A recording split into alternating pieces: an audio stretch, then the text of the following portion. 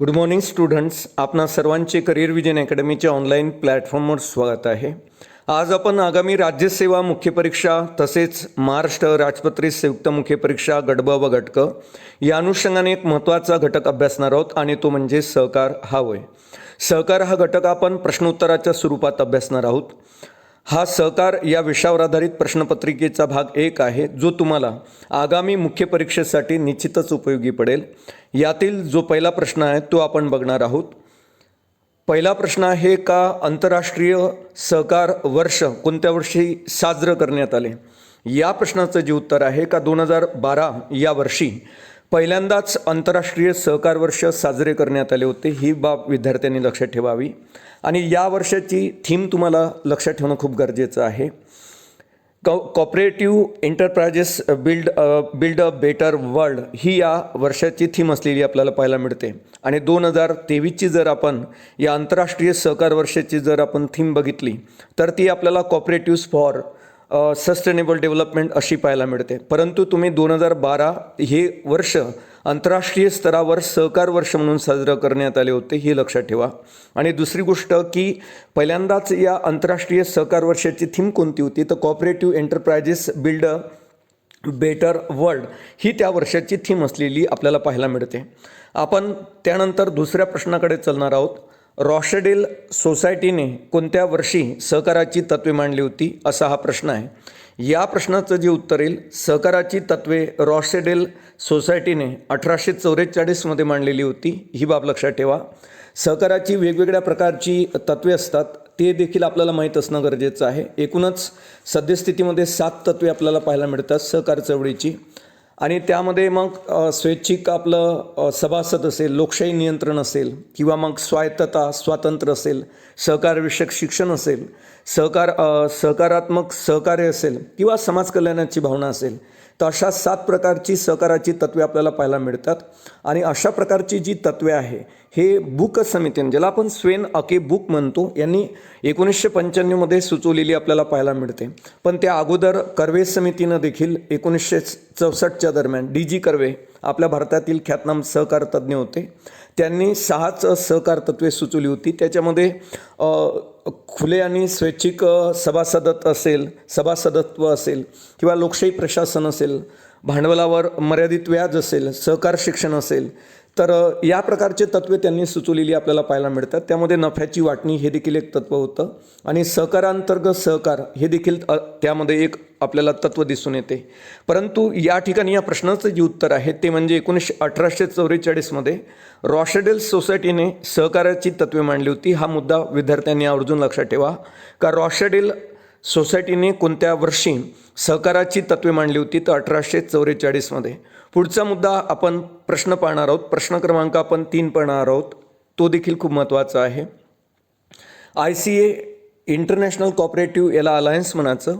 ICAद्वारे सन 1964मध्ये नेमण्यात आलेल्या डी.जी. कर्वे समितीनं सहकाराची किती तत्त्वे सुचवली होती असा हा प्रश्न आहे. या प्रश्नाचं जे उत्तर आहे का डी.जी. कर्वे समितीने 1964मध्ये 6 तत्त्वे सहकाराची सुचवलेली आपल्याला पाहायला मिळतात.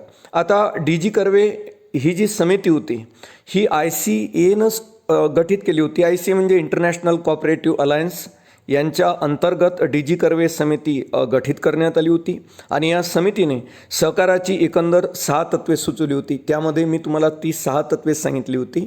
त्याच्यामध्ये मग खुले आणि ऐच्छिक सभासदत्व असेल सहकार सोसायटीचं, लोकशाही प्रशासन असेल, भांडवलावर मर्यादित व्याज असेल, सहकार शिक्षण असेल आणि त्याच्यानंतर नफ्याची वाटणी असेल. नफ्याची वाटणी म्हणजे न्याय वाटणी झाली पाहिजे नफ्याची, आणि सहकारांतर्गत सहकार. तर या गोष्टी या डी.जी. कर्वे समितीने सांगितल्या होत्या. म्हणजे 6 तत्वांचा पुरस्कार या डी.जी. कर्वे समितीने केलेला आपल्याला बघायला मिळतो. आणि त्यांची सगळ्यात महत्त्वाची जी मी तुम्हाला पूर्णतः नवीन असलेलं जे तत्त्व सांगतो डी.जी. कर्वे समितीचं, ते म्हणजे सहकारांतर्गत सहकार, म्हणजे सहकारांतर्गत सहकार ज्याला आपण म्हणू, हे जे तत्त्व होतं सहकारांतर्गत सहकार, हे तत्त्वज्ञानी पूर्णतः नवीन मांडलेलं होतं डी.जी. कर्वे समितीनं. आणि त्याच्यानंतर त्यांनी जो आपला अहवाल सादर केला तर तो त्यांनी ICAने जवळपास 1966मध्ये स्वीकारला होता, या 1964मध्ये गठीत केलेल्या DG कर्वे समितीचा अहवाल. परंतु या DG कर्वे समितीने राजकीय आणि धार्मिक तटस्थता हे जे तत्व होतं किंवा रोख व्यवहार हे जे तत्व होतं हे वगळण्यात आलं होतं DG कर्वे समितीकडून. या सहकाराचं राजकीय व धार्मिक तटस्थता आणि रोख व्यवहार हे तत्व वगळण्यात आलेलं होतं. DG कर्वे समितीने हे तत्व ग्राह्य धरलं नाही. त्याच्यानंतर शिक्षण प्रसाराला सहकार शिक्षण असं त्यांनी म्हटलं DG कर्वे समितीने. आणि त्याच्यानंतर व्यवहाराच्या प्रमाणात लाभांश हे तत्वामध्ये त्यांनी बदल केलेला आपल्याला DG कर्वेने दिसतो. त्यांनी नफ्याची न्याय वाटणी हे नवीन तत्व त्या ठिकाणी आणलेलं आपल्याला पाहायला मिळते. आणि सोबतच सहकारात्मक सहकार जे म्हटलं होतं मी अगोदर तुम्हाला, सहकारांतर्गत सहकार हे अगदी नवीन तत्व या DG कर्वे समितीनं सहकाराच्या संदर्भात सुचवलेलं आहे. ही बाब विद्यार्थ्यांनी लक्षात ठेवावी. मी तुम्हाला 3-4 गोष्टी या ठिकाणी सांगितल्या. कोणते तत्व DG कर्वे समितीनं वगळले होते? तर राजकीय आणि धार्मिक तटस्थता. शिक्षण प्रसार या तत्वाचं नाव काय केलं तर सहकार शिक्षण. आणि व्यवहाराच्या प्रमाणात लाभांश हे तत्व बदलून त्यांनी नफ्याची न्याय वाटणी असं एक नवीन तत्व सुचवलं. आणि सहकारांतर्गत सहकार हे पूर्णतः नवीन असलेलं तत्व DG कर्वे समितीनं सुचवलं होतं. एकंदरीत हे 6 तत्व मी तुम्हाला सांगितली आणि 6 तत्वे DG कर्वे समितीनं सहकाराच्या संदर्भात सुचवली होती. ही बाब विद्यार्थ्यांनी लक्षात ठेवावी. त्यानंतर पुढचा मुद्दा आपण बघणार आहोत. विशेषतः आपण प्रश्न क्रमांक 4 बघत आहोत. हे विद्यार्थ्यांनी लक्षात ठेवावं. कोणत्या वर्षीच्या कायद्यानुसार सहकार हा विषय प्रांतांकडे सोपवण्यात आला? या प्रश्नाचं जे उत्तर आहे 1919चा जो मॉन्टेग्यू चेम्सफोर्ड ॲक्ट आहे त्या ॲक्टनुसार केंद्राकडे अगोदर असलेला सहकार हा विषय प्रांतांकडे सोपवण्यात आला होता. हा देखील तितकाच महत्त्वाचा प्रश्न आहे आगामी स्पर्धा परीक्षेसाठी, विशेषतः कंबाईन मेन्ससाठी. त्यानंतर पुढचा मुद्दा आपण पाहणार आहोत. प्रश्न क्रमांक 5 आपण पाहत आहोत. आंतरराष्ट्रीय सहकार गटाची, ज्याला आपण इंटरनॅशनल कॉपरेटिव्ह अलायन्स म्हणतो, या अलायन्सची स्थापना केव्हा कोणत्या ठिकाणी करण्यात आली होती? अलायन्सची स्थापना 1895मध्ये झालेली आहे. हे विद्यार्थ्यांनी लक्षात ठेवावं. 1895मध्ये आंतरराष्ट्रीय सहकार गटाची स्थापना, ज्याला आपण इंटरनॅशनल कॉपरेटिव्ह अलायन्स म्हणतो, या गटाची स्थापना 1895मध्ये झाली. परंतु ती कोणत्या ठिकाणी झाली असा हा प्रश्न आहे. तर लंडन या ठिकाणी आपल्याला इंटरनॅशनल कॉपरेटिव्ह अलायन्सची स्थापना 1895मध्ये झालेली पाहायला मिळते. हा देखील खूप महत्त्वाचा प्रश्न आहे आगामी स्पर्धा परीक्षेच्या दृष्टिकोनातून. त्यानंतर पुढचा 6वा प्रश्न आपण बघणार आहोत.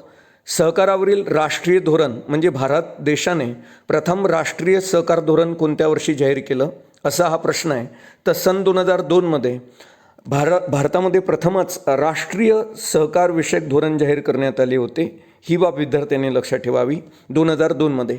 याच वर्षीचा जैवविविधता कायदा आहे जो तुम्हाला पर्यावरणाच्या दृष्टिकोनातून महत्त्वाचा राहील. 2002मध्ये जैवविविधता बायोडायव्हर्सिटी ॲक्ट आहे 2002चा. परंतु आपल्याला या ठिकाणी प्रश्न असा विचारण्यात आला का सहकारावरील राष्ट्रीय धोरण पहिल्यांदा केव्हा आखण्यात आलं? तर ते म्हणजे 2002मध्ये. त्यानंतर आपण 7वा प्रश्न बघणार आहोत. केंद्रीय गृहमंत्री आणि सहकार मंत्री, पहिले मंत्री आहे अमित शहा. केंद्रीय गृह आणि सहकार मंत्री अमित शहा यांनी सप्टेंबर 2022मध्ये राष्ट्रीय सहकार धोरणाचा आराखडा तयार करण्यासाठी कोणाच्या अध्यक्षतेखाली 47 सदस्यीय समिती नेमण्यात आली होती? तर या ठिकाणी या प्रश्नाचं उत्तर आहे सुरेश प्रभू यांच्या अंडरटेकिंगमध्ये. हे अध्यक्ष आहे या 47 सदस्य समितीचे सुरेश प्रभू. आणि यांच्याच अंडरटेकिंगमध्ये राष्ट्रीय सहकार धोरणाचा आराखडा तयार करण्यासाठी समिती गठीत करण्यात आली. आणि त्या गठीत समितीमध्ये सुरेश प्रभूसह 47 सदस्य असणार आहे. आणि सुरेश प्रभू या समितीचे अध्यक्ष असणार आहे. ही बाब विद्यार्थ्यांनी लक्षात ठेवावी. हा देखील प्रश्न खूप महत्त्वाचा आहे आगामी आपल्या कंबाईन मेन्ससाठी आणि राज्यसेवा मुख्य परीक्षेसाठी. त्यानंतर पुढचा आपण प्रश्न क्रमांक 8 बघणार आहोत. सध्या देशात किती लाख सहकारी संस्था अस्तित्वात आहे? या प्रश्नाचं जे उत्तर आहे ते म्हणजे सध्या भारतामध्ये जवळपास 8.5 लाख सहकारी संस्था अस्तित्वात असलेल्या आपल्याला पाहायला मिळतात. हे विद्यार्थ्यांनी लक्षात ठेवावं. कारण असं या प्रकारचा प्रश्न येऊ शकतो का सध्या देशामध्ये किती लाख सहकारी संस्था आहे? तर त्या प्रश्नाचं जे उत्तर यायला पाहिजे का देशामध्ये 8.5 लाख सहकारी संस्था असलेल्या आपल्याला पाहायला मिळतात. आणि जवळपास तुम्हाला एक माहीत असेल का यातील जवळपास 19% सहकारी संस्था आपल्या महाराष्ट्रात असलेल्या आपल्याला बघायला मिळतात. त्यानंतर दुसरा प्रश्न आपण बघणार आहोत का नवा प्रश्न आपण बघत आहोत तो देखील खूप महत्त्वाचा आहे. परंतु या ठिकाणी एक मुद्दा मी तुम्हाला वरच्या प्रश्नाच्या संदर्भात सांगितला, तो विद्यार्थ्यांनी लक्षात घ्यावा की भारतामध्ये टोटल 8.5 लाख सहकारी संस्था आहे. तर त्या ठिकाणी महाराष्ट्रात किती आहे? मग यापैकी महाराष्ट्रात जवळपास जर आपण विचारात घेतला तर आपल्याला कोटीमध्ये जर सभासद संख्या विचारली तर ते जवळपास 4 कोटीपर्यंत आज सभासद संख्या आहे. आणि एकूण जर तुम्हाला लक्षात घ्या सहकारी संस्था सगळ्यात जास्त महाराष्ट्रातच आहे, ही बाब विद्यार्थ्यांनी लक्षात घ्यावी. आणि जवळपास एकूण सहकारी संस्थांपैकी 19% हा मुद्दा लक्षात ठेवा, 19% सहकारी संस्था महाराष्ट्रात असलेल्या आपल्याला बघायला मिळतात. त्यानंतर पुढचा मुद्दा आपण पाहणार आहोत. प्रश्न क्रमांक आपण 9 बघणार आहोत. सध्या देशातील सहकारी संस्थांच्या सभासदांची संख्या किती आहे? सध्या देशामध्ये सभासद किती आहे सहकारी संस्थांचे? 29 कोटी इतके सभासद आज सहकारी संस्थांचे संपूर्ण देशात आपल्याला बघायला मिळतात. त्यापैकी अंदाजे 4 कोटीपर्यंत सभासद हे अख्ख्या महाराष्ट्रात आपल्याला पाहायला मिळतात. म्हणजे जवळपास 40 लाख सभासद जेव्हा सहकारी चळवळीला सुरुवात झाली त्यावेळी 40 लाख सभासद महाराष्ट्रात होते सहकारी चळवळीचे. आज रोजी ती संख्या जवळपास 4 कोटीपर्यंत पोचलेली आहे. एकूण मी तुम्हाला सांगितलं का देशातील 19% सहकारी संस्था महाराष्ट्रात आहे. सर्वात जास्त सहकारी संस्था महाराष्ट्रातच आहे, ही बाब विद्यार्थ्यांनी लक्षात ठेवावी. मात्र संपूर्ण देशात जर सहकारी संस्थांच्या सभासदांची संख्या जर विचारण्यात आली तर ती 29 कोटी असलेली आपल्याला बघायला मिळते, ही बाब विद्यार्थ्यांनी लक्षात घ्यावी. प्रश्न क्रमांक आपण 10 बघणार आहोत. तो देखील खूप महत्त्वाचा राहणार आहे. सहकारी संस्थांना घटनात्मक दर्जा देण्यासाठी कोणती घटना दुरुस्ती भारताच्या राज्यघटनेमध्ये करण्यात आली होती? हा प्रश्न खूप महत्त्वाचा आहे, कारण सहकारी चळवळीला एकंदरीत सहकार या विषयाला घटनात्मक दर्जा मिळून दिला 97व्या घटना दुरुस्तीने. आणि 97वी घटना दुरुस्ती 2011ची आहे, ही बाब विद्यार्थ्यांनी लक्षात ठेवावी. आणि त्यानंतर आपण पाहिलं का 2012 हे वर्ष आंतरराष्ट्रीय सहकार वर्ष साजरं करण्यात आलं होतं. त्या अगोदरच भारत सरकारने 97वी घटना दुरुस्ती करून सहकारला घटनात्मक दर्जा प्रदान केलेला आपल्याला पाहायला मिळतो. नंतर ही घटना दुरुस्ती अंमलात आली 15 फेब्रुवारी 2022 रोजी.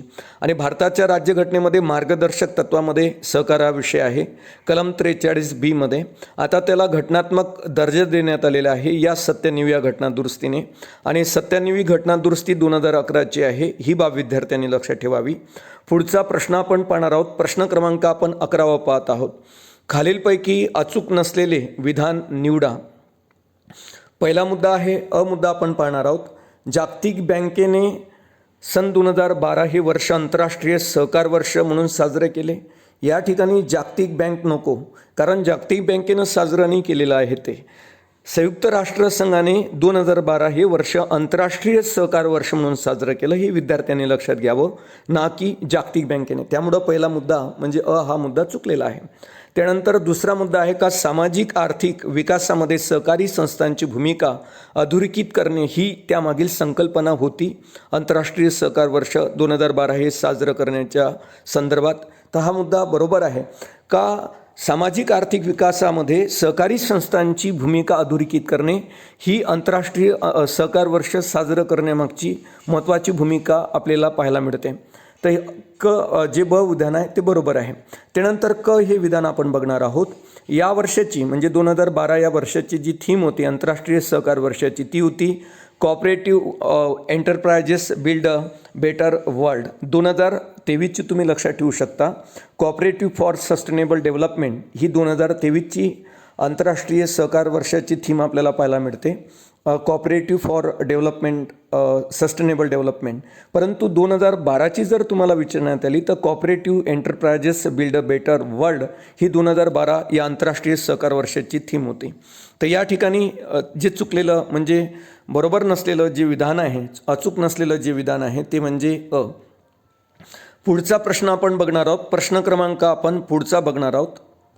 प्रश्न क्रमांक 12 आपण पाहणार आहोत आणि तो देखील खूप महत्त्वाचा आहे. खालीलपैकी बिनचूक असलेले विधान निवडा. पहिला मुद्दा देण्यात आलेला आहे का 97वी घटना दुरुस्ती 2012ने सहकारी संस्थांना घटनात्मक दर्जा प्रदान केला. या ठिकाणी पहिला अ हे विधान चुकलेलं आहे का, कारण 2012 नाही तर 2011मध्ये ही घटना दुरुस्ती झालेली पाहायला मिळते. 97वी घटना दुरुस्ती 2011ने असं या शब्दप्रयोग त्या ठिकाणी पाहिजे होता, 12 हे नाही पाहिजे त्या ठिकाणी. तर त्यामुळं हा मुद्दा चुकलेला आहे. 97वी घटना दुरुस्ती 2012ने सहकारी संस्थांना घटनात्मक दर्जा दिला, हा मुद्दा चुकलेला आहे. ब विधान आपण बघणार आहोत. कलम 19/1/C मध्ये बदल करून सहकारी संस्था स्थापन करणे हा मूलभूत हक्क बनवण्यात आला, बरोबर. त्याच्यानंतर हे विधान बघणार आहोत आपण. भारतीय राज्यघटनेत भाग 4 मध्ये बदल करून कलम 43B हे समाविष्ट करण्यात आले. 97व्या घटना दुरुस्तीने या ठिकाणी तुम्हाला प्रश्न विचारण्यात येऊ शकतो का भारतीय राज्यघटनेच्या भाग 4 मध्ये कोणतं एक कलम टाकण्यात आलं का ज्यामध्ये सहकारी संस्था असलेल्या आपल्याला पाहायला मिळतात, विशेषतः राजनीतीच्या मार्गदर्शक तत्वामध्ये. तर ते कलम म्हणजे 43B आहे का ज्याने सहकारी संस्थांना घटनात्मक दर्जा प्रदान केला.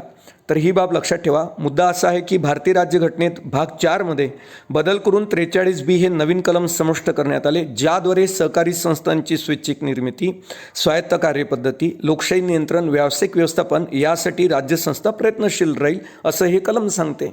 हे विधान बरोबर आहे का? त्यानंतर आपण ड विधान पाहणार आहोत. घटनेत सहकारी संस्था या शीर्षकाचा नवीन भाग 9B समाविष्ट करण्यात आला असून त्याअंतर्गत कलम 246 ZH पासून तर ZT पर्यंत, कलम 243 ZT पर्यंत कलम समाविष्ट करण्यात आले. हे देखील विधान सत्य आहे. कारण 97व्या घटना दुरुस्तीने भारताच्या राज्यघटनेमध्ये एक नवीन भाग ॲड केला, तो सहकारी संस्था नावाचा आहे आणि तो भाग म्हणजे नवीन भाग म्हणजे 9B. या अगोदर आपण 74व्या घटना दुरुस्तीनं भाग 9A भारताच्या राज्यघटनेला जोडला होता आणि 73व्या घटना दुरुस्तीनं भाग 9 जोडला होता.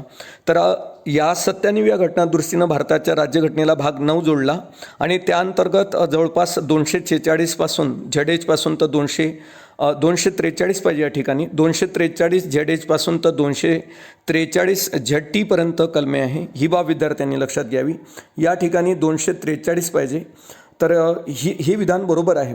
तर त्यामुळे या प्रश्नाचं जे उत्तर आहे ब क ड हे विधान सत्य आहे. मात्र या ठिकाणी जे चुकलेलं विधान आहे ते म्हणजे या प्रश्नाचं जे उत्तर राहणार आहे ते ब क ड राहणार आहे. त्यानंतर पुढचा मुद्दा आपण पाहणार आहोत. प्रश्न क्रमांक आपण 13 बघणार आहोत. हा प्रश्न देखील खूप महत्त्वाचा आहे. ICA ज्याला आपण इंटरनॅशनल कॉपरेटिव्ह अलायन्स म्हणतो, यांच्याद्वारे 1964 मध्ये नेमण्यात आलेल्या DG कर्वे समितीनं सहकाराचे कोणते तत्त्व सुचवले नाही. तर सहकाराचे DG कर्वेनं समाज कल्याणाची भावना हे तत्त्व आपल्याला सुचवलेलं पाहायला मिळत नाही. कारण समाज कल्याणाची जे भावना आहे ते अकेज समितीनं आपल्याला सुचवलेली पाहायला मिळते. तर ही बाब विद्यार्थ्यांनी लक्षात ठेवावी का समाज कल्याणाची भावना हे पूर्णतः नवीन तत्त्व स्वीकारण्यात आलं, मात्र ते स्वेन अके बुक ही जी 1995 मध्ये गठीत करण्यात आलेली समिती होती त्या समितीनं हे सुचवलेलं होतं तत्त्व, सहकाराची भावना, ना की DG कर्वे समितीने. बाकीचे जे तत्त्वे आहे मग त्याच्यामध्ये खुले आणि ऐच्छिक सभासदत्व असेल, लोकशाही प्रशासन असेल, सहकाराचे शिक्षण असेल, ते या बाबी आपल्याला यांनी म्हणजे DG कर्वे समितीनं सुचवलेल्या दिसतात. आणि एकंदरीत DG कर्वे समितीनं सहकाराची 6 तत्त्वे सुचवली होती. ही बाब विद्यार्थ्यांनी लक्षात ठेवावी. त्याच्यामध्ये पहिलं जे तत्त्व आहे ते म्हणजे खुले आणि ऐच्छिक सभासदत्व, दुसरं जे तत्त्व आहे लोकशाही प्रशासन, तिसरं जे तत्त्व आहे भांडवलावर मर्यादित व्याज, त्याच्यानंतर चौथं तत्त्व त्यांनी सुचवलं होतं सहकाराचे शिक्षण, आणि त्याच्यानंतर 5वं जे तत्त्व होतं ते म्हणजे नफ्याची न्याय वाटणी हे तत्त्व त्यांनी सुचवलं होतं. आणि एक शेवटचं तत्त्व जे आहे 6वं म्हणजे ते म्हणजे सहकारांतर्गत सहकार, हे पूर्णतः नवीन असलेलं तत्त्व DG कर्वे समितीनं सुचवलं होतं. मात्र यामध्ये समाज कल्याणाची भावना हे तत्त्व त्यांनी सुचवलं नाही. तर हे तत्त्व 1995 साली गठीत करण्यात आलेल्या स्वेन अके बुक या समितीने सुचवले होते. ही बाब विद्यार्थ्यांनी लक्षात घ्यावी. पुढचा आपण प्रश्न बघणार आहोत. प्रश्न क्रमांक आपण 14 बघणार आहोत. ICA द्वारे म्हणजेच इंटरनॅशनल कॉपरेटिव्ह अलायन्सद्वारे सन 1964 मध्ये नेमण्यात आलेल्या DG कर्वे समितीने सहकाराचे कोणते तत्त्व पूर्णतः नवीन सुचवले. मी आताच तुम्हाला सांगितलं सहकारांतर्गत सहकार हे DG कर्वे समितीने पूर्णतः नवीन सुचवलेलं तत्त्व होतं, ही बाब विद्यार्थ्यांनी लक्षात घ्यावी. आणि जर तुम्हाला विचारण्यात आलं का स्वेन अके बुक या समितीने पूर्णतः नवीन सुचवलेलं तत्त्व कोणतं, तर ते म्हणजे समाज कल्याणाची भावना. मात्र DG कर्वे समितीनं 1964मध्ये सुचवलेलं सहकाराचं पूर्णतः नवीन तत्त्व कोणतं, तर सहकारांतर्गत सहकार. आणि बाकीचे राहिलेले दोन हे DG कर्वे समितीनं सुचवलेले आपल्याला पाहायला मिळतात. परंतु त्यांनी व्यवहाराच्या प्रमाणात DG कर्वे समितीनं व्यवहाराच्या प्रमाणात लाभांश हा शब्दप्रयोग केला नाही, तर त्यांनी नफ्याची न्याय वाटणी हा शब्दप्रयोग व्यवहाराच्या प्रमाणात लाभांश याऐवजी केलेला आपल्याला दिसतो. DG कर्वे समितीनं नफ्याची वाटणी असा शब्दप्रयोग त्यांनी व्यवहाराच्या प्रमाणात लाभांशऐवजी नफ्याची न्याय वाटणी असा शब्दप्रयोग DG कर्वे समितीनं केलेला पाहायला मिळतो. मात्र DG कर्वे समितीनं पूर्णतः नवीन सुचवलेलं जे तत्व आहे ते म्हणजे सहकारांतर्गत सहकार. आणि समाज कल्याणाची भावना तुम्ही लक्षात असू द्या. पुन्हा मी तुम्हाला सांगतोय का स्वेन अके बुक ही 1995मध्ये गठीत करण्यात आलेली समिती होती. या समितीनं हे पूर्णतः नवीन तत्त्व सुचवलेलं होतं, ते म्हणजे समाज कल्याणाची भावना. त्यानंतर प्रश्न क्रमांक आपण 15 बघणार आहोत. खालीलपैकी कोणते विधान असत्य नाही, असा हा प्रश्न आहे. कोणते विधान असत्य नाही? पहिला विधान घेणार आहोत, सहकाराचा प्रसार मुख्यतः 19व्या शतकात युरोपमध्ये झाला. हे विधान बरोबर आहे का? सहकाराचा प्रसार मुख्यतः हा 19व्या शतकात युरोपमध्ये झाला होता. हे विधान बरोबर आहे. त्यानंतर पुढचं 2 नंबरचं विधान आहे, ब विधान आहे. इसवी सन 1498मध्ये स्थापन करण्यात आलेली द शोअर पोर्ट्स सोसायटी ही जगातली पहिली सहकारी संस्था होती. ही देखील विधान बरोबर आहे. त्याच्यानंतर क विधान आहे का रॉशडेल पद्धतीनं जगात बिगर पतसंस्था स्थापन करण्याला प्रोत्साहन दिलं. हा मुद्दा लक्षात ठेव जा, कारण खूप महत्त्वाचा आहे. का रॉशडेल पद्धतीने जगामध्ये बिगर पतसंस्था स्थापन करायला प्रोत्साहन दिले, बरोबर. आणि जे रायफेझन पद्धती होती, या पद्धतीने जगात कृषी पतसंस्था स्थापन करायला प्रोत्साहन दिले. दोन्ही मुद्दे महत्त्वाचे आहे. हे चारही विधान बरोबर आहे. त्यामुळे या प्रश्नाचं जे उत्तर राहणार आहे ते म्हणजे अबकड. परंतु यामध्ये क आणि ड मुद्दा आवर्जून तुम्ही लक्षात ठेवा. पहिला मुद्दा तर बरोबर आहे का सहकाराचा प्रसार मुख्यतः 19व्या शतकात युरोपमध्ये झाला होता. आणि त्याच्यानंतर जगातली पहिली सहकारी जी सोसायटी निघाली तिचं नाव आहे द शोअर पोर्ट्स सोसायटी 1498मध्ये. हे देखील विधान बरोबर आहे. खालील 2 क आणि ड हे पण विधान बरोबर आहे. पण तुम्ही आगामी स्पर्धा परीक्षेच्या दृष्टिकोनातून हे 2 मुद्दे आवर्जून अभ्यासाच्या दृष्टिकोनातून लक्षात ठेवा. का रॉशडेल पद्धतीनं जगामध्ये बिगर पतसंस्था या तत्वाला प्राधान्य दिलं, या प्रकारच्या सहकारी सोसायट्यांना प्राधान्य दिलं. आणि रायफेझन पद्धतीने जगात कृषी पतसंस्था स्थापन करायला प्रोत्साहन दिलेलं आपल्याला पाहायला मिळते. आता प्रश्न निर्माण होतो, बिगर पतसंस्थेमध्ये कोणकोणत्या संस्था येतात. तर या ठिकाणी तुम्हाला 2 बाबी लक्षात ठेवावं लागेल. का बिगर कृषी किंवा बिगर पतसंस्था याच्यामध्ये कोण येणार बिगर पतसंस्थेमध्ये. तर या ठिकाणी बिगर कृषीमध्ये बिगर कृषी पतसंस्था पण येतात आणि बिगर पत पण येतात. आता बिगर कृषी आणि बिगर पतसंस्थांमध्ये गृहनिर्माण संस्था असेल, तुम्ही लिहून घेऊ शकता. का रॉशडेल पद्धतीनं जगामध्ये बिगर पतसंस्था स्थापन केल्या. मग बिगर कृषी पतसंस्थामध्ये कोणकोणत्या संस्था येतात, तर तुम्हाला माहीत असेल गृहनिर्माण सोसायटी असेल, हा बिगर कृषी पतसंस्थेचा भाग आहे. किंवा ग्राहक सोसायटी असेल, विद्यार्थी वस्तू भंडार असेल, तर विद्यार्थी वस्तू भंडार ह्या देखील बिगर पतसंस्थेचा भाग आहे. किंवा श्रमिक संस्था सहकारी सोसायटी असेल किंवा वाहतूक सहकारी सोसायटी असेल, तर या बिगर पतसंस्था आहे. आणि बिगर पतसंस्थेला प्राधान्य दिलं रॉशडेल पद्धतीने जगामध्ये. आणि रायफेझन पद्धतीनं कृषी पतसंस्थांना प्राधान्य दिलं. आता कृषी पतसंस्थांचे 2 भाग पडतात. त्याच्यामध्ये लघु कर्ज देणाऱ्या आणि दीर्घ कर्ज देणाऱ्या कृषी पतसंस्था असतात. लघु कर्ज देणाऱ्या कृषी पतसंस्थांमध्ये राज्य सहकारी बँका असतील किंवा मग जिल्हा मध्यवर्ती सहकारी बँका असतील, प्राथमिक कृषी सहकारी पतसंस्था असतील, या लघु मुदतीनं कर्ज देणाऱ्या कृषी पतसंस्था आहे. त्या व्यतिरिक्त दीर्घ मुदतीचे कर्ज देणाऱ्या पण कृषी पतसंस्था आपल्याला पाहायला मिळतात. त्याच्यामध्ये राज्य सहकारी कृषी ग्रामीण बहुउद्देशीय विकास बँक असेल किंवा जिल्हा सहकारी कृषी ग्रामीण बहुउद्देशीय विकास बँक असेल, तर या कृषी पतसंस्थेचाच भाग असतात. तर दोन्ही मुद्दे मला खूप महत्त्वाचे वाटले. का रॉशडेल पद्धतीनं जगामध्ये बिगर पतसंस्था स्थापन करायला जास्त महत्त्व दिलं आणि रायफेझन पद्धतीनं जगामध्ये कृषी पतसंस्था स्थापन करायला प्रोत्साहन दिलं. त्यामुळे या प्रश्नाचं जे उत्तर राहणार आहे पर्याय क्रमांक 2 अबकड हे सर्व विधानं बरोबर आहे. पुढचा प्रश्न आपण पाहणार आहोत. प्रश्न क्रमांक आपण 16 बघणार आहोत. तो देखील खूप महत्त्वाचा आहे. भारतात सहकारी चळवळीची पायभरणी सहकारी कायद्यानं कोणत्या रोजी केलेली आपल्याला पाहायला मिळते? भारतातला पहिला सहकार कायदा तर हा लॉर्ड कर्झनच्या काळात करण्यात आला होता. ही विद्यार्थ्यांनी लक्षात ठेवावं. 25 मार्च 1904 भारतामध्ये सहकार चळवळीची पायभरणी या सहकार कायद्यानं केली आणि पहिला सहकारी कायदा भारतामध्ये 25 मार्च 1914 करण्यात आला होता. ही विद्यार्थ्यांनी लक्षात ठेवावं. त्यानंतर 1912 देखील अशाच प्रकारचा सहकारी कायदा तयार करण्यात आलेला आपल्याला पाहायला मिळतो. 1919 आणि नंतर 1925 सहकार कायदे केले गेले. मात्र सहकारी संस्थांचा पहिला जो कायदा झाला भारतात तो 1904 झाला. कारण देशातील सहकार क्षेत्राची वाटचाल ही आधुनिक भारतामध्ये नेत्रदीपक घटना मानली जाते.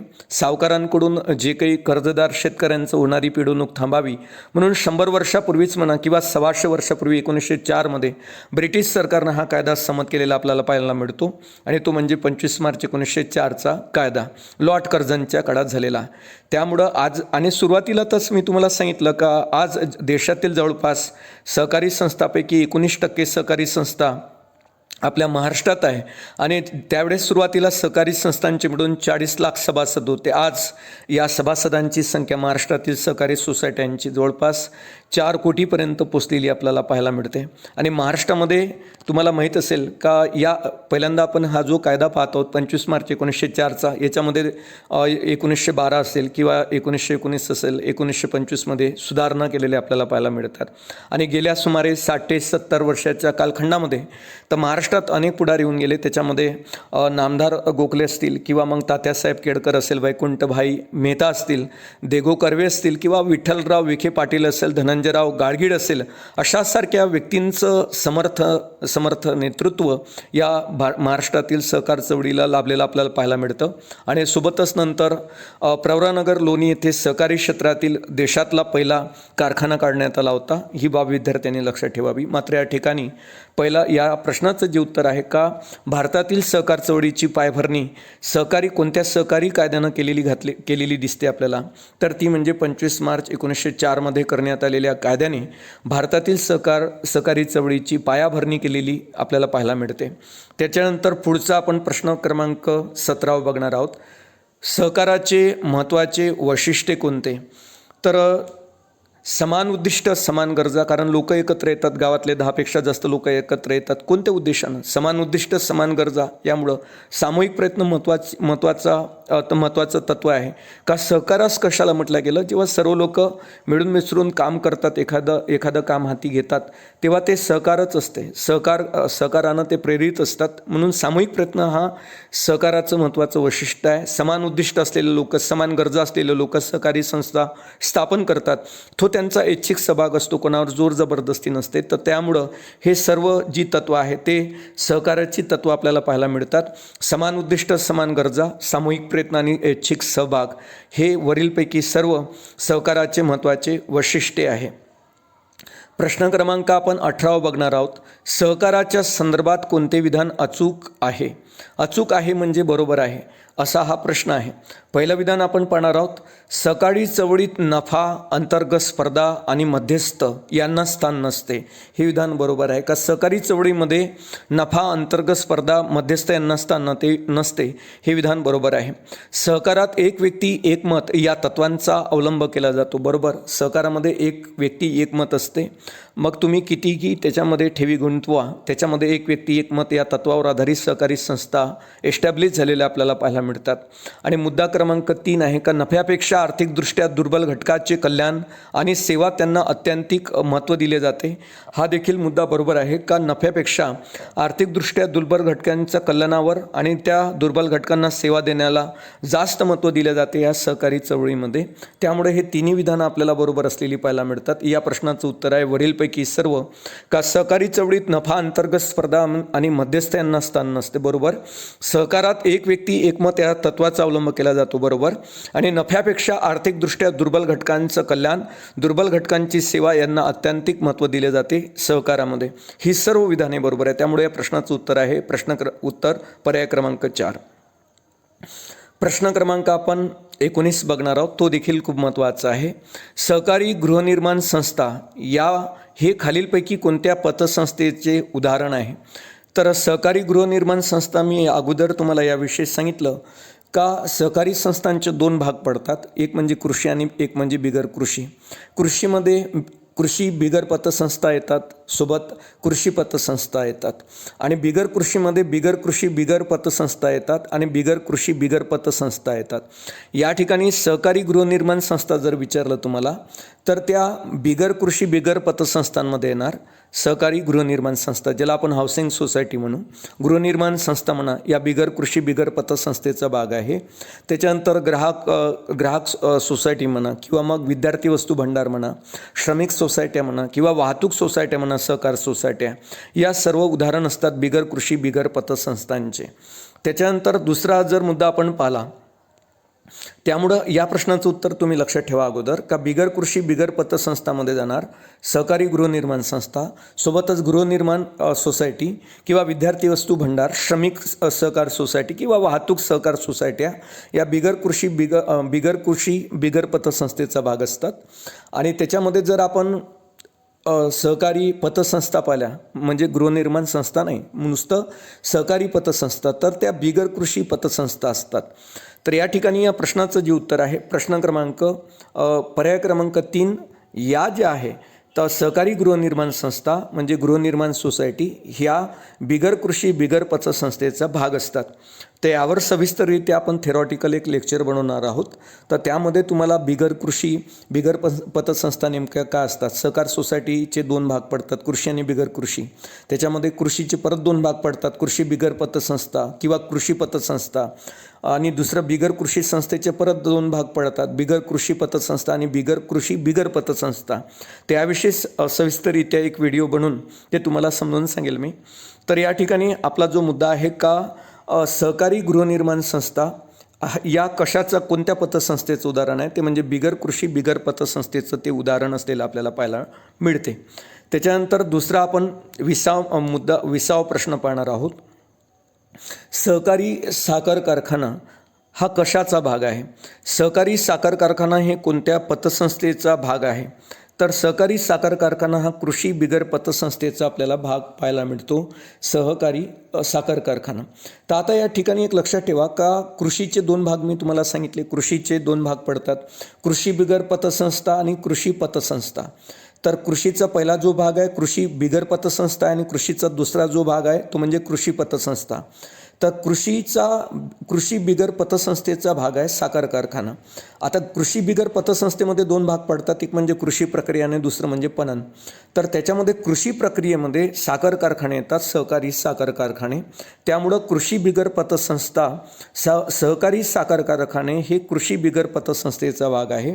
आणखी काही आपण याच्यामध्ये एकंदरीत असं लक्षात ठेवू शकता तुम्ही का जे प्रक्रिया करणारे उद्योगधंदे असतात ते सगळे कृषी बिगर पतसंस्थेमध्ये जातात. आता नेमके कोणते, सूतगिरण्या असेल, कापसावर प्रक्रिया केली जाते सूतगिरण्यामध्ये, मग तो कृषी बिगर पतसंस्थेचा भाग आहे. किंवा मग दुग्ध संस्था आहे, त्याच्यावर प्रक्रिया केली जाते दुधावर. किंवा मत्स्य संस्था आहे, माशांवर प्रक्रिया केली जाते. म्हणजे ज्या ज्या ठिकाणी प्रोसिडिंग केल्या जाते, प्रोसेस केल्या जाते कच्च्या मालावर, विशेषतः कृषी संबंधित कच्च्या मालावर जिथं प्रोसेसिंग केल्या जाते त्याला म्हणायचं कृषी बिगर पतसंस्था, असं आपण साध्या पद्धतीनं लक्षात ठेवू शकतो. त्यामुळं ऊसावर जी प्रक्रिया केल्या जाते ते साखर कारखान्यात, म्हणून ते झाली कृषी बिगर पतसंस्थेमध्ये. म्हणून सहकारी साखर कारखाने हे कृषी बिगर पतसंस्थेचा भाग असतात. त्यामुळे या प्रश्नाचं उत्तर पर्याय क्रमांक 4 असेल का सहकारी साखर कारखाना हे कृषी बिगर पतसंस्थेचा भाग असतो, किंवा उत्तम उदाहरण आहे ते कृषी बिगर पतसंस्थेचं. प्रश्न क्रमांक आपण 21 बघणार आहोत. गव्हर्मेंट सर्वंट पेढी, तर हे कोणत्या पतसंस्थेचं उदाहरण आहे? गव्हर्मेंट सर्वंट पतपेढी. तर गव्हर्मेंट सर्वंट पतपेढी हे जे उदाहरण आहे हे बिगर कृषी पतसंस्थेचं उदाहरण आपल्याला पाहायला मिळते. बिगर कृषी पतसंस्थेचं उदाहरण आहे गव्हर्मेंट पेढी. त्याच्यानंतर म्हणजे काय का आपण पाहिलं बिगर कृषी पतसंस्था, ज्याच्यामध्ये मी तुम्हाला सांगितलं का सहकारी संस्थेचे दोन भाग पडतात, एक म्हणजे कृषी आणि दुसरं म्हणजे बिगर कृषी. बिगर कृषीचे परत दोन भाग पडतात, बिगर कृषी पतसंस्था आणि बिगर कृषी बिगर पतसंस्था. तर याच्यामध्ये हे जे पुणे जिल्हा मध्यवर्ती सहकारी बँक आहे हे बिगर कृषी पतसंस्थेचं भाग आहे. मग त्याच्यामध्ये पगारदारांच्या पतसंस्था असतात, व्यावसायिकांच्या पतसंस्था असतात, औद्योगिक कामगारांच्या पतसंस्था असतात. या सगळ्या बिगर कृषी पतसंस्था आहे, कारण यांचा कृषीशी थेट संबंध येत नाही. तर त्यामुळं ज्यांचा कृषीशी थेट संबंध येत नाही त्या बिगर कृषी पतसंस्था असतात. ही बाब विद्यार्थ्यांनी लक्षात घ्यावी. त्याच्यामध्ये नागरी सहकारी संस्था असतील, पगारदारांच्या पतसंस्था असतील किंवा व्यावसायिकांच्या पतसंस्था असतील, औद्योगिक कामगारांच्या पतसंस्था असतील, त्या सर्व बिगर कृषी पतसंस्था आहेत. नंतरचं आपण त्यामुळं पुणे जिल्हा मध्यवर्ती सहकारी बँक हे बिगर कृषी पतसंस्थेचं उदाहरण असलेलं आपल्याला पाहायला मिळते. त्यानंतर आपण प्रश्न क्रमांक पाहणार आहोत. 23वा प्रश्न आपण पाहत आहोत. 1964मध्ये DG कर्वे समितीने सहकाराचं कोणते तत्व जे आहे ते गाडलेलं होतं. तर DG कर्वे समिती जी 1964मध्ये गठीत करण्यात आली होती, या कर्वे समितीनं राजकीय व धार्मिक तटस्थता आणि रोख व्यवहार हे तत्त्व गाडलेलं आपल्याला पाहायला मिळते. आणि एक लक्षात ठेवा का ICAनं म्हणजे इंटरनॅशनल कॉपरेटिव्ह अलायन्सनं कर्वे यांच्या अंडरटेकिंगमध्ये 1964मध्ये सहकाराची नवीन तत्त्वे सुचवण्यासाठी समिती गठीत केली होती 1964मध्ये. आणि DG कर्वे हे ख्यातनाम सहकार तज्ज्ञ होते आणि त्यांनी 6 तत्त्वे सुचवली होती. त्या 6 तत्वांमध्ये खुले आणि ऐच्छिक सभासदत्व असेल, लोकशाही प्रशासन असेल, भांडवलावर मर्यादित व्याज असेल, सहकार शिक्षण असेल. शिक्षण प्रसारापेक्षा त्यांनी सहकाराचे शिक्षण या घटकाला जास्त महत्त्व दिलेलं आपल्याला DG कर्वे समितीनं दिसते. इवन त्यांनी व्यवहाराच्या प्रमाणात लाभांश या तत्वाऐवजी नफ्याची न्याय वाटणी या तत्वाला प्राधान्य दिलेलं आपल्याला पाहायला मिळते. आणि सोबत एक त्यांनी पूर्णतः नवीन स्वीकारलेलं जे तत्व मी तुम्हाला अगोदर सांगितलं ती म्हणजे सहकारांतर्गत सहकार. परंतु या ठिकाणी त्यांना प्रश्न असा विचारण्यात आला का 1964मध्ये DG कर्वे समितीने सहकाराचं कोणतं तत्व गाडलं, म्हणजे कोणते तत्व घेतलं नाही, रद्द केलं. तर ते म्हणजे राजकीय आणि धार्मिक तटस्थता, रोख व्यवहार हे तत्व त्यांनी पूर्णतः गाडलेलं दिसते. मात्र 2 तत्वामध्ये त्यांनी फेरबदल केला. त्यांनी शिक्षण प्रसाराच्याऐवजी सहकार शिक्षण याला महत्त्व दिलं, असा शब्दप्रयोग केला त्यांनी. शिक्षण प्रसाराच्याऐवजी सहकार शिक्षण आणि व्यवहाराच्या प्रमाणात लाभांश याऐवजी त्यांनी नफ्याची न्याय वाटणी याला जास्त महत्त्व दिलेलं आपल्याला पाहायला मिळते. आणि पूर्णतः DG कर्वे समितीनं जे स्वीकारलेलं एक तत्व होतं ते म्हणजे सहकारांतर्गत सहकार आपण त्याला म्हणू. आणि जे तत्व गाडलं ते म्हणजे राजकीय आणि धार्मिक तटस्थता, रोख व्यवहार. हा देखील प्रश्न खूप महत्त्वाचा आहे का DG कर्वे समितीनं सहकाराचं कोणते तत्वे गाडले, तर ते म्हणजे राजकीय आणि धार्मिक तटस्थता आणि रोख व्यवहार हे तत्व त्यांनी गाडलेलं आहे. आणि एक गोष्ट विद्यार्थ्यांनी लक्षात ठेवावी का एकंदरीत 6 तत्वे या DG कर्वे समितीनं सुचवलेली आपल्याला पाहायला मिळतात. त्यानंतर पुढचा प्रश्न आपण पाहणार आहोत. प्रश्न क्रमांक आपण 24वा बघणार आहोत. 1964च्या DG कर्वे समितीच्या संदर्भात कोणते विधान असत्य आहे, असा हा प्रश्न आहे. पहिला मुद्दा आपण पाहणार आहोत का या DG कर्वे समितीने 1964मध्ये सहकाराची 6 तत्वे सांगितली होती, बरोबर. या समितीच्या शिफारसीनुसार शिक्षण प्रसार हे तत्व सहकार शिक्षण असं बदलवण्यात आलं, बरोबर. जे मी आताच तुम्हाला सांगितलं का त्यांनी शिक्षण प्रसार या तत्वामध्ये थोडा बदल करून त्यांनी सहकार शिक्षण असं बदलवलं. त्याच्यानंतर सकारात्मक सहकार हे पूर्णतः नवीन तत्व त्यांनी स्वीकारलं, हे देखील विधान बरोबर आहे. आणि त्याच्यानंतर राजकीय आणि धार्मिक तटस्थता, रोख व्यवहार हे नवीन तत्व त्यांनी स्वीकारलं नाही तर त्यांनी वगळण्यात आलं हे तत्व. DG कर्वे समितीनं आताच आपण वर प्रश्न बघितला का DG कर्वे समितीने कोणते सहकाराचं तत्व वगळलं, राजकीय आणि धार्मिक तटस्थता आणि रोख व्यवहार हे तत्व त्यांनी स्वीकारलं नाही तर हे तत्व त्यांनी वगळलं. वरचे 3 विधानं बरोबर आहे का सहकार या DG कर्वे 1964च्या DG कर्वे समितीने सहकाराची 6 तत्वे सुचवली होती, बरोबर. आणि या समितीच्या शिफारसीनुसार शिक्षण प्रसार हे तत्व सहकार शिक्षण असं बदलवण्यात आलं, बरोबर. आणि तिसरं सहकारांतर्गत सहकार हे जे पूर्णतः नवीन असलेलं तत्व त्यांनी स्वीकारलं, बरोबर. त्यामुळे या ठिकाणी जे विधान चुकलेलं आहे ते म्हणजे 4 का राजकीय आणि धार्मिक तटस्थता आणि रोख व्यवहार हे तत्व नवीन तत्व त्यांनी स्वीकारलं नाही तर त्यांनी वगळलेलं तत्व आहे DG कर्वे समितीने. त्यामुळे या प्रश्नाचं जे उत्तर आहे ते म्हणजे 4. आपण 25वा प्रश्न बघणार आहोत. आणि हा प्रश्न देखील खूप महत्त्वाचा आहे आगामी स्पर्धा परीक्षेच्या दृष्टिकोनातून. 1964मध्ये नेमण्यात आलेल्या डी जी कर्वे या समितीच्या संदर्भात कोणते विधान बिनचूक नाही म्हणजे बरोबर नाही. पहिलं विधान आहे, या समितीने सहकार शिक्षणाला जास्त महत्त्व दिले, बरोबर. या प्रश्नांच्या माध्यमातून तुमच्या बऱ्याच आयडिया क्लिअर होत चालतील, तुम्ही आवर्जून लक्ष द्या.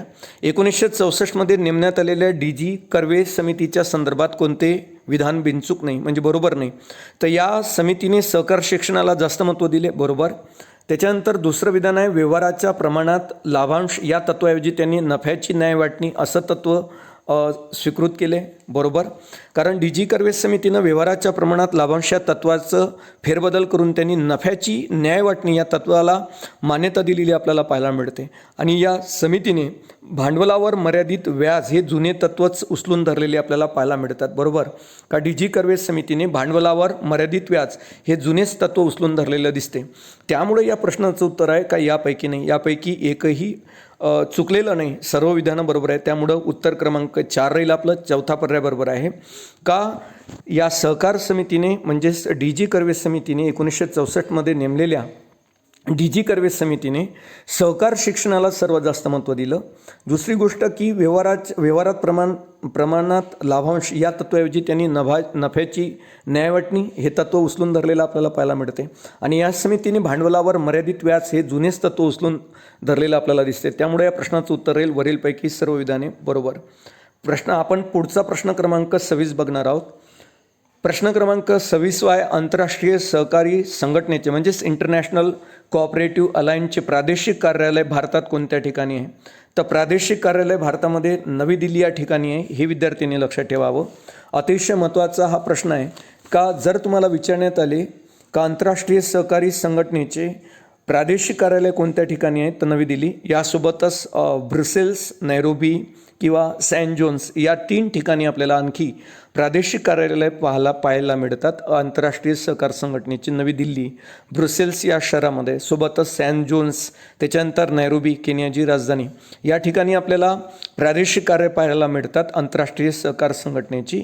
आणि आंतरराष्ट्रीय सहकार संघटनेचं जे हेडक्वार्टर्स आहे ते मी तुम्हाला अगोदर सांगितलं, लंडन या ठिकाणी आंतरराष्ट्रीय सहकारी संघटनेचं म्हणजे इंटरनॅशनल कोऑपरेटिव्ह अलायन्सचं हेडक्वार्टर असलेलं आपल्याला पाहायला मिळते लंडनमध्ये.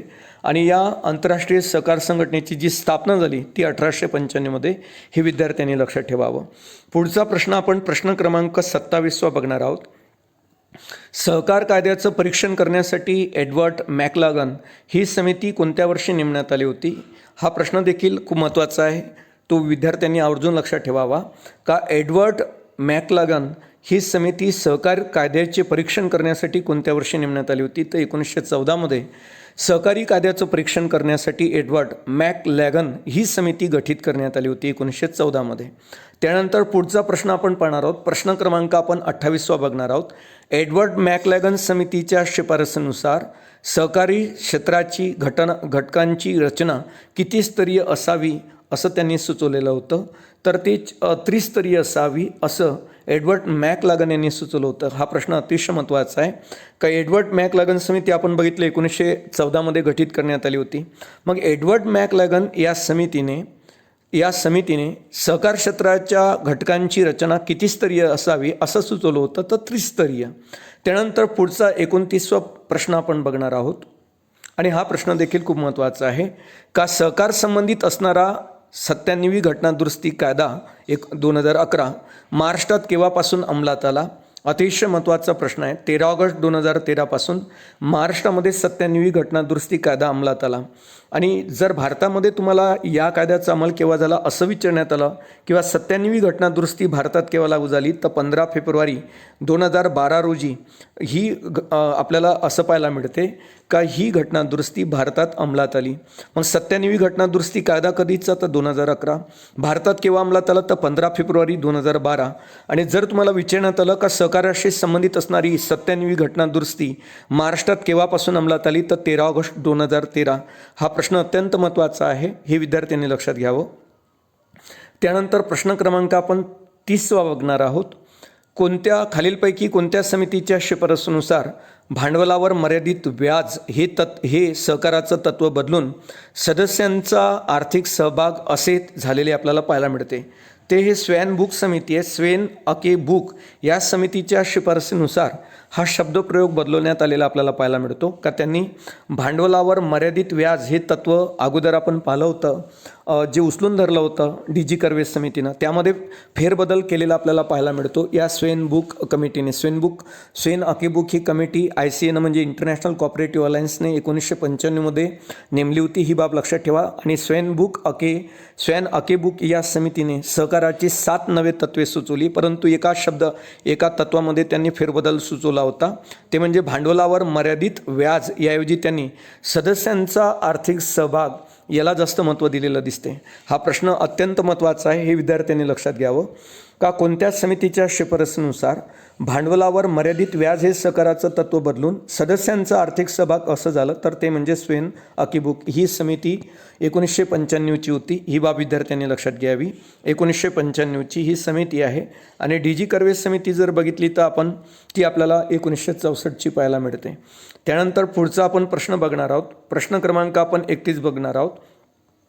संयुक्त सहकारी शेती संस्था स्थापनेला प्रोत्साहन देण्यासाठी आवश्यक तरतुदी सुचवण्यासाठी नियोजन आयोगाने कोणाच्या अध्यक्षतेखाली 1959मध्ये समिती गठीत केली? तर या प्रश्नाचं जे उत्तर आहे एस निजलिंगप्पा यांच्या अंडरटेकिंगमध्ये संयुक्त सहकार शेती संस्था स्थापनेला प्रोत्साहन देण्यासाठी आवश्यक तरतुदी सुचवण्यासाठी भारताच्या नियोजन आयोगाने 1959मध्ये एस निजलिंगप्पा यांच्या अंडरटेकिंगमध्ये समिती गठीत केली होती संयुक्त सहकार शेती संस्था स्थापनेसाठी. हा मुद्दा अतिशय महत्त्वाचा आहे, हे विद्यार्थ्यांनी लक्षात ठेवावं. का एस निजलिंगप्पा ही समिती कशासाठी नेमली होती 1959मध्ये? तर संयुक्त सहकार शेती संस्था स्थापनेला प्रोत्साहन देण्यासाठी, आणि नियोजन आयोगानं गठीत केली होती, ही बाब लक्षात ठेवा 1959मध्ये. त्यानंतर पुढचा मुद्दा आपण पाहणार आहोत. 32वा प्रश्न आपण पाहत आहोत. महाराष्ट्रात सहकार चळवळीची सुरुवात ही प्राथमिक कृषी पतसंस्थेच्या स्थापनेने कोणत्या वर्षी झाली होती? तर महाराष्ट्रात 1910मध्ये महाराष्ट्रामध्ये सहकार चळवळीची सुरुवात झाली आणि प्राथमिक कृषी पतसंस्थेच्या स्थापनेने. आणि महाराष्ट्रातली पहिली प्राथमिक कृषी पतसंस्था ही 1910मध्ये स्थापन करण्यात आली होती, ही विद्यार्थ्यांनी लक्षात ठेवावं. आणि या प्राथमिक कृषी पतसंस्थेच्या माध्यमातूनच महाराष्ट्रात सहकार चळवळीची सुरुवात झालेली आपल्याला पाहायला मिळते. मात्र मग महाराष्ट्रामध्ये केव्हा प्राथमिक कृषी पतसंस्था स्थापन करण्यात आली? तर 1910मध्ये. त्यानंतर पुढचा आपण मुद्दा पाहणार आहोत. प्रश्न क्रमांक आपण 33वा बघणार आहोत. सहकारा संदर्भात करण्यात आलेली 97वी घटनादुरुस्ती कोणत्या समितीच्या शिफारसींचा एकत्रित परिणाम होती? खूप महत्त्वाचा प्रश्न आहे हा. आणि जी 97वी घटनादुरुस्ती झाली भारताच्या राज्यघटनेमध्ये, तर जिनं सहकाराला घटनात्मक दर्जा प्रदान करून दिला, तर ती कोणत्या 2 समितींच्या शिफारसींचा एकत्रित परिणाम होती, असा हा प्रश्न आहे. ते म्हणजे ब्रह्मप्रकाश चौधरी आणि शिवराज पाटील या समितींच्या शिफारसींचा हा परिणाम होती 97वी घटनादुरुस्ती. अत्यंत महत्त्वाचा प्रश्न आहे आगामी स्पर्धा परीक्षेच्या दृष्टिकोनातून, राज्यसेवा मुख्य परीक्षा सोबतच कंबाईन मेन्सच्या दृष्टिकोनातून हा प्रश्न अत्यंत महत्त्वाचा आहे.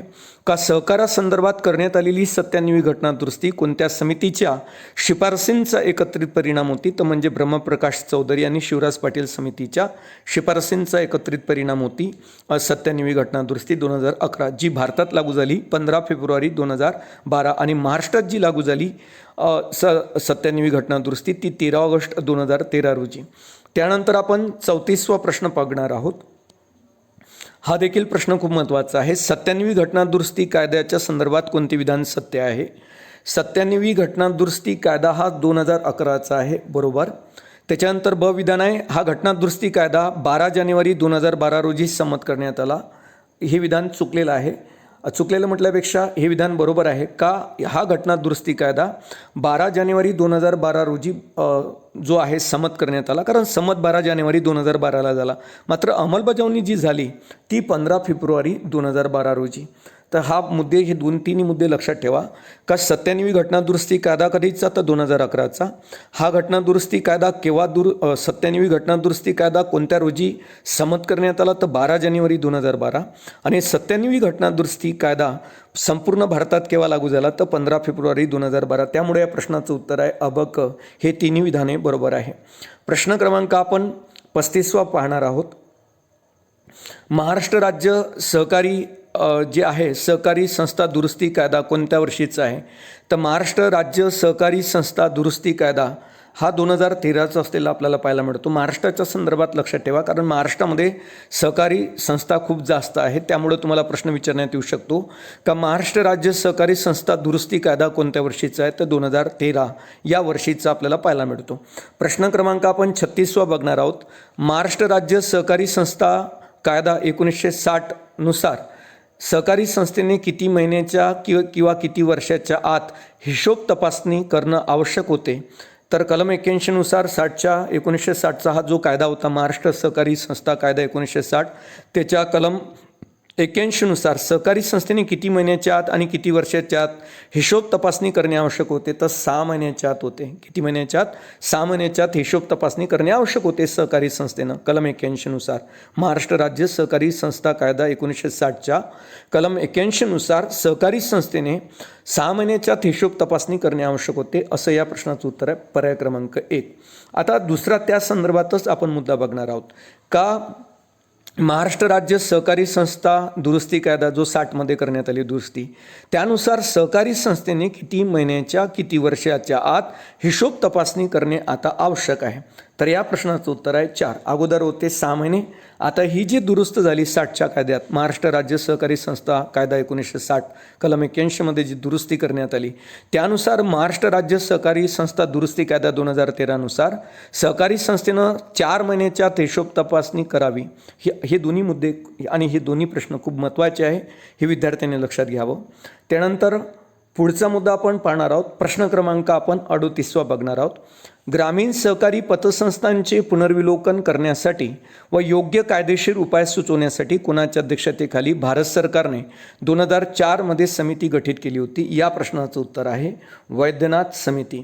वैद्यनाथ समिती लक्षात ठेवा 2004ची आहे आणि ही कशासाठी नेमण्यात आली होती, तर ग्रामीण सहकारी पतसंस्थांचे पुनर्विलोकन करण्यासाठी व योग्य कायदेशीर उपाय सुचवण्यासाठी भारत सरकारने 2004मध्ये वैद्यनाथ समिती गठीत केली होती. किंवा तुम्हाला असं विचारण्यात येईल वैद्यनाथ समिती केव्हा गठीत करण्यात आली होती, तर 2004. आणि कोणी गठीत केली होती, तर भारत सरकारने. कशासाठी गठीत केली होती, तर ग्रामीण सहकारी पतसंस्थांचे पुनर्विलोकन करण्यासाठी इवन योग्य कायदेशीर उपाय सुचवण्यासाठी ही वैद्यनाथ समिती स्थापन केली होती भारत सरकारने 2004मध्ये. हा देखील खूप महत्त्वाचा प्रश्न आहे आगामी स्पर्धा परीक्षेच्या दृष्टिकोनातून, ही बाब विद्यार्थ्यांनी लक्षात घ्यावी. प्रश्न क्रमांक आपण 39वा बघणार आहोत. सहकारी संस्थांच्या संदर्भात खालील शिफारसी कोणत्या समितीने केल्या होत्या, असा हा प्रश्न आहे का सहकारी संस्थांच्या संदर्भात खालील शिफारसी कोणत्या समितीने केल्या होत्या. अ मुद्दा आहे का सहकारी संस्थांना घटनात्मक मान्यता मिळावी. त्याच्यानंतर 2 सहकारी संस्थांमध्ये स्पर्धात्मकता निर्माण करावी. त्याच्यानंतर क मुद्दा आहे का सभासदांच्या जागृत सहभागावर भर देण्यात यावा. त्याच्यानंतर ड मुद्दा आहे का ब्रह्मप्रकाश समितीने सुचवलेला सहकार मॉडेल कायदा हाच राज्यांनी सहकार कायदा म्हणून संमत करावा. अशा 4 शिफारसी कोणत्या समितीने केल्या होत्या, असा हा प्रश्न आहे. या प्रश्नाचं जे उत्तर आहे शिवराज पाटील समितीने या 4 शिफारसी केलेल्या आपल्याला पाहायला मिळतात सहकारी संस्थांच्या संदर्भात.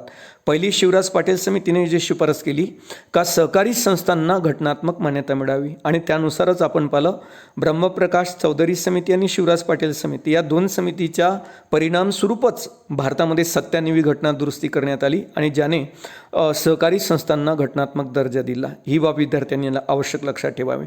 दुसरी शिवराज पाटील समितीने शिफारस केली होती का सहकारी संस्थांमध्ये स्पर्धात्मकता निर्माण व्हावी. तिसरी शिफारस केली होती का सभासदांच्या जागरूक सहभागावर भर देण्यात यावा. आणि त्याच्यानंतर चौथी शिफारस केली होती का ब्रह्मप्रकाश चौधरी समितीनं सुचवलेला जो सहकार मॉडेल कायदा आहे तोच राज्य सहकारांनी सहकार कायदा म्हणून संमत करावा. या सर्व शिफारसी शिवराज पाटील समितीच्या आहे, ही बाब विद्यार्थ्यांनी लक्षात घ्यावी. पुढचा मुद्दा आपण पाहणार आहोत. प्रश्न क्रमांक आपण 40वा बघणार आहोत आणि हा देखील खूप महत्त्वाचा प्रश्न आहे. महाराष्ट्र राज्य सहकारी संस्था दुरुस्ती कायदा 2013 नुसार सहकारी संस्थेच्या व्यवस्थापकीय समितीचा कार्यकाल किती वर्षाचा करण्यात आला, त्या ठिकाणी या प्रश्नाचं उत्तर आहे 5 वर्ष करण्यात आलेलं आहे. सहकारी संस्थेच्या व्यवस्थापकीय समितीचा कार्यकाल महाराष्ट्र राज्य सहकारी संस्था दुरुस्ती कायदा 2013 नुसार सहकारी संस्थेच्या व्यवस्थापकीय समितीचा कार्यकाल 5 वर्ष इतका करण्यात आलेला आहे. ही बाब विद्यार्थ्यांनी लक्षात घ्यावी. प्रश्न क्रमांक आपण 41वा पाहणार आहोत, तो देखील खूप महत्त्वाचा आहे. प्रश्न 41वा पहा. सहकारी संस्थांच्या संदर्भात खालील शिफारसी कोणत्या समितीने केल्या होत्या? पहिल्यांदा आपण शिफारसी पाहणार आहोत, नंतर त्या कोणत्या समितीने केल्या ते पाहता येईल. तर पहिली शिफारस आहे एक गाव एक सहकारी संस्था. हे तत्त्व थोडे शिथिल करून एका गावात अनेक सहकारी संस्था स्थापन करायला परवानगी द्यावी, अशी शिफारस त्या समितीनं केली होती. तर ही जी समिती आहे, ही समिती पहिल्यांदा आवर्जून लक्षात ठेवा. बी शिवरामन समितीने या शिफारसी केलेल्या आपल्याला पाहायला मिळतात. एक गाव एक सहकारी संस्था हे तत्त्व थोडं शिथिल करून एका गावात अनेक सहकारी संस्था स्थापन करायला परवानगी द्यावी, अशी शिफारस बी शिवरामन समितीने 1979 केलेली आपल्याला पाहायला मिळते. दुसरी शिफारस या समितीने केली, बी शिवरामन समितीनं, का सहकारी संस्थेअंतर्गत विविध विषय उपसमित्या स्थापन करायला परवानगी द्यावी. तिसरी शिफारस केली ती भूविकास बँकांनी दीर्घ मुदत कर्जे द्यावीत आणि इतर कर्जे सहकारी बँकांनी द्यावीत, अशी शिफारस देखील बी शिवरामन समितीने 1979 केलेली आपल्याला पाहायला मिळते. आणि त्याच्यानंतर चौथी शिफारस काय, संस्था सहकारी संस्था स्थापनेचे जे नियम आहे व सभासद होण्याचे जे नियम आहे ते शिथिल करण्यात यावे, अशा 4 शिफारसी या बी शिवरामन समितीने 1979 आपल्याला केलेल्या पाहायला मिळतात. ही बाब विद्यार्थ्यांनी लक्षात ठेवावी. पुन्हा पाहणार आहोत आपण का बी शिवरामन समितीने कोणकोणत्या शिफारसी केलेल्या आहेत. एक गाव एक सहकारी संस्था हे तत्त्व थोडं शिथिल करून एका गावात अनेक संस्था स्थापन करायला परवानगी द्यावी. ब मुद्दा आहे का सहकारी संस्थेअंतर्गत विविध उपसमित्या स्थापन करण्यास परवानगी देण्यात यावी. भूविकास बँकांनी दीर्घ मुदतीचे कर्ज द्यावेत, इतर कर्ज सहकारी बँकांनी द्यावेत. आणि चौथी शिफारस आहे का संस्था स्थापनेचे नियम आणि सभासद होण्याचे नियम शिथिल करण्यात यावे. या सर्व शिफारसी बी शिवरामन समितीने 1979 केलेल्या आपल्याला पाहायला मिळतात. त्यामुळे या प्रश्नाचं उत्तर बी शिवरामन समिती असं आहे, हे विद्यार्थ्यांनी लक्षात घ्यावं. प्रश्न क्रमांक आपण 42वा पाहणार आहोत. हा प्रश्न देखील खूप महत्त्वाचा आहे. सहकारी संस्थांचे स्वरूप व कायद्याचं परीक्षण करून कायदेशीर व प्रशासकीय बदल सुचवण्याच्या उद्देशानं सन 1964 भारत सरकारने कोणाच्या अध्यक्षतेखाली सहकार निकष व अवलोकन समिती गठीत केली होती? तर सहकार निकष व अवलोकन समिती कोणाच्या अंडरटेकिंगमध्ये 1964 भारत सरकारने गठीत केली होती? तर आर एन मिर्धा ही समिती तुम्ही लक्षात ठेवा. आर एन मिर्धा यांच्या अंडरटेकिंगमध्ये भारत सरकारने सहकार निकष व अवलोकन समिती गठीत केली होती. हा मुद्दा आवर्जून लक्षात ठेवा का सहकार निकष व अवलोकन समिती कोणाच्या अंडरटेकिंगमध्ये गठीत केली होती? तर आर एन मिर्धा. प्रश्न असा आहे की सहकारी संस्थांचे स्वरूप आणि कायदेशीर परीक्षण करून कायदेशीर आणि प्रशासकीय बदल सुचवण्यासाठी 1964 भारत सरकारने कोणाच्या अध्यक्षतेखाली सहकार निकष व अवलोकन समिती गठीत केली होती? या प्रश्नाचं जे उत्तर आहे आर एन मिर्धा यांच्या अंडरटेकिंगमध्ये 1964 भारत सरकारने सहकार निकष व अवलोकन समिती गठीत केली होती, सहकारी संस्थांचं स्वरूप व कायद्याचं परीक्षण करून कायदेशीर व प्रशासकीय बदल सुचवण्यासाठी. हा देखील प्रश्न खूप महत्त्वाचा आहे आगामी सर्व प्रकारच्या स्पर्धा परीक्षांसाठी, विशेषतः राज्यसेवा मुख्य परीक्षा व कंबाईन मेन्ससाठी.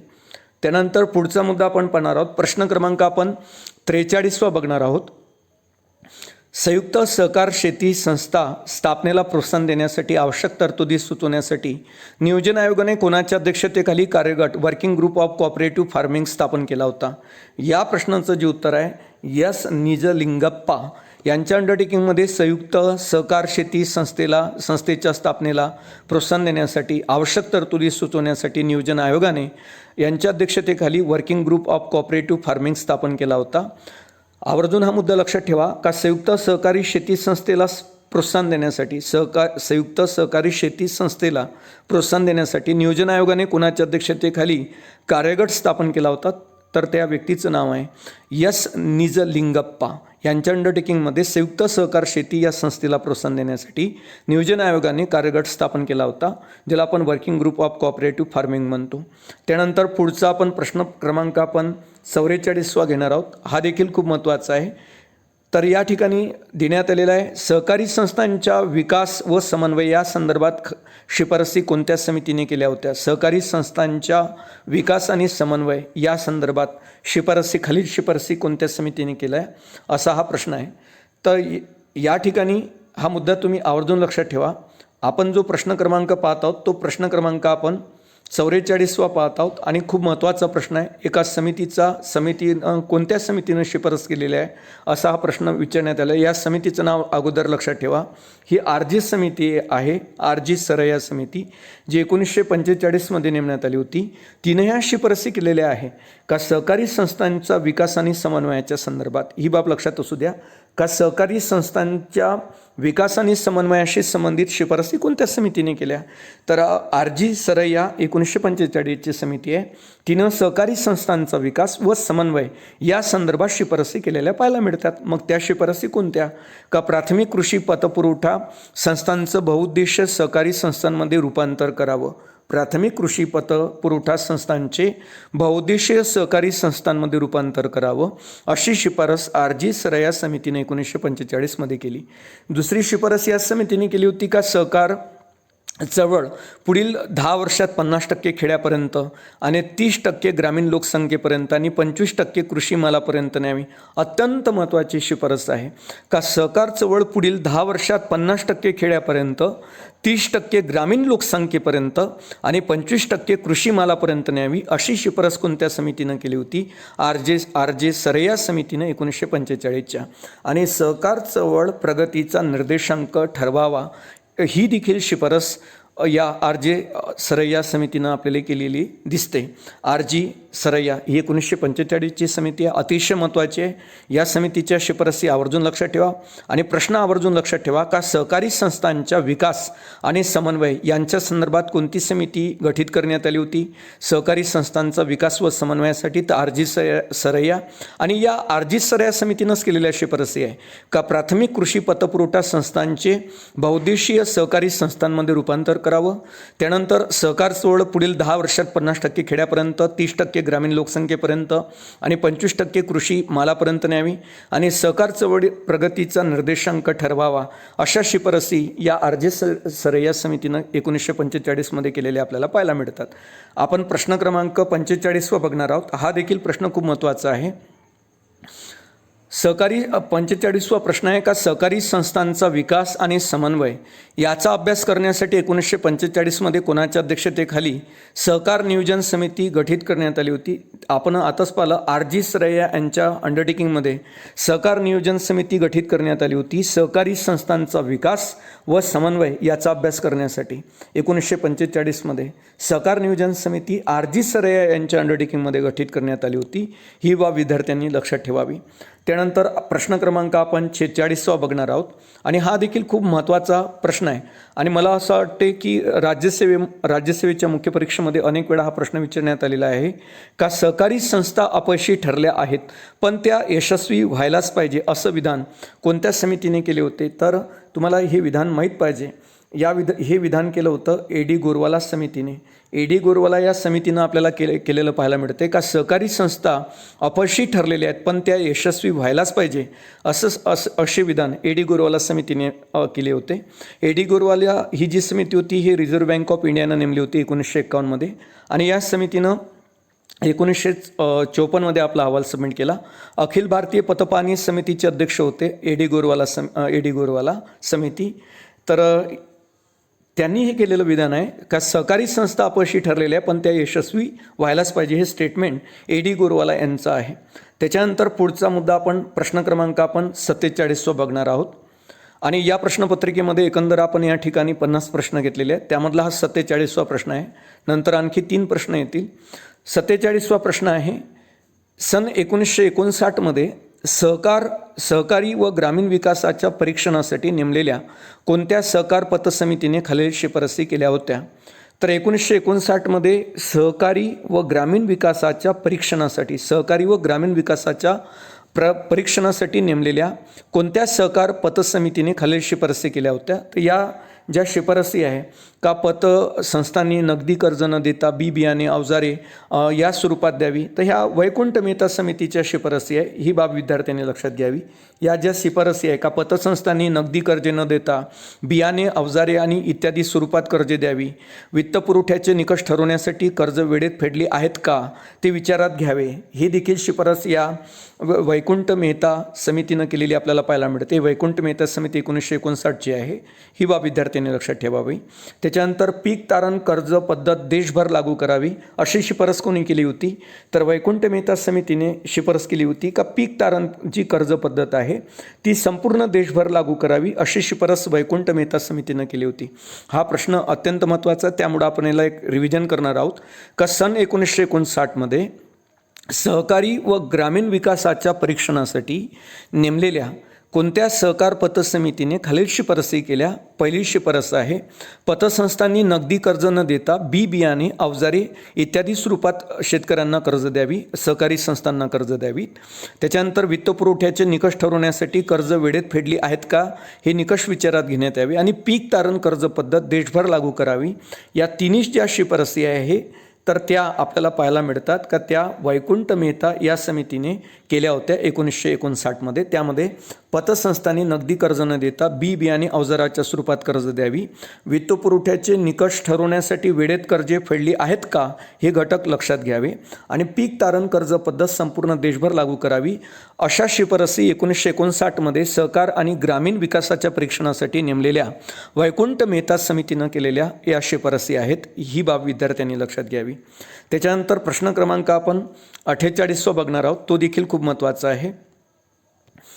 सहकारी संस्थांचे आर्थिक वर्ष कोणते, अतिशय महत्त्वाचा प्रश्न आहे आणि आगामी स्पर्धा परीक्षांमध्ये विशेषतः कंबाईन मेन्समध्ये हा प्रश्न येण्याची शक्यता आहे का सहकारी संस्थेचं आर्थिक वर्ष कोणतं असते, तर 1 एप्रिल ते 31 मार्च हे सहकारी संस्थांचे आर्थिक वर्ष आहे, हे विद्यार्थ्यांनी लक्षात ठेवावं. 1 एप्रिल ते 31 मार्च हे सहकारी संस्थांचे आर्थिक वर्ष असते. त्याच्यानंतर 49वा प्रश्न आपण बघणार आहोत, तो देखील खूप महत्त्वाचा आहे. हा प्रश्न देखील खूप महत्त्वाचा आहे. 49वा प्रश्न आपण अभ्यासत आहोत. सहकारी तत्वावरील विपणनात खालीलपैकी कोणते राज्य अग्रेसर आहे, तर सहकारी तत्वावरील विपणनामध्ये महाराष्ट्र, आंध्र प्रदेश आणि तामिळनाडू ही राज्य अग्रेसर असलेली आपल्याला पाहायला मिळतात. तर महाराष्ट्र, आंध्र प्रदेश आणि तामिळनाडू ही सहकारी तत्वावरील विपणनामध्ये म्हणजे मार्केटिंगमध्ये अग्रेसर असलेली राज्य आपल्याला पाहायला मिळतात. विपणनाला आपण मार्केटिंग म्हणतो, मार्केटिंग हा शब्द इंग्लिशमधला आहे, आपण विपणन मराठीमध्ये वापरला जाते. म्हणून सहकार तत्वावरील विपणनामध्ये कोणते राज्य अग्रेसर असलेलं आपल्याला पाहायला मिळतात, तर महाराष्ट्र, त्याच्यानंतर आंध्र प्रदेश आणि तामिळनाडू ही आपल्याला सहकारी तत्वावरील विपणनामध्ये अग्रेसर असलेली राज्य पाहायला मिळतात. त्यानंतर आपण आजच्या या प्रश्नपत्रिकेमधला शेवटचा प्रश्न बघत आहोत, 50वा. मार्च 2016च्या दरम्यान महाराष्ट्राच्या कोणत्या भागामध्ये सहकारी संस्थांची संख्या सर्वात अधिक होती, महाराष्ट्राच्या कोणत्या प्रशासकीय विभागामध्ये किंवा महसूल विभागामध्ये सगळ्यात जास्त प्रशासकीय सहकारी संस्थांची संख्या सर्वात अधिक आहे, तर ते म्हणजे कोकण. कोकणमध्ये जर आपण पाहिलं मार्च 2016च्या दरम्यान महाराष्ट्राच्या कोणत्या भागामध्ये सहकारी संस्थांची सर्वात अधिक संख्या होती, तर ते म्हणजे कोकण. कोकण विभागात सर्वात जास्त सहकारी संस्था आहे महाराष्ट्रामध्ये, ही बाब विद्यार्थ्यांनी लक्षात घ्यावी. पुन्हा भेटू आपण सहकार या अभ्यासक्रम घटकावरील प्रश्नोत्तरासह भाग 2मध्ये. हे या प्रश्नपत्रिकेमधले जवळपास 50 प्रश्न होते जे सहकार्याशी संबंधित होते. पुन्हा आपण भेटू सहकार या अभ्यासक्रमावरील घटकावरील प्रश्नोत्तरासह भाग 2मध्ये. तोपर्यंत धन्यवाद.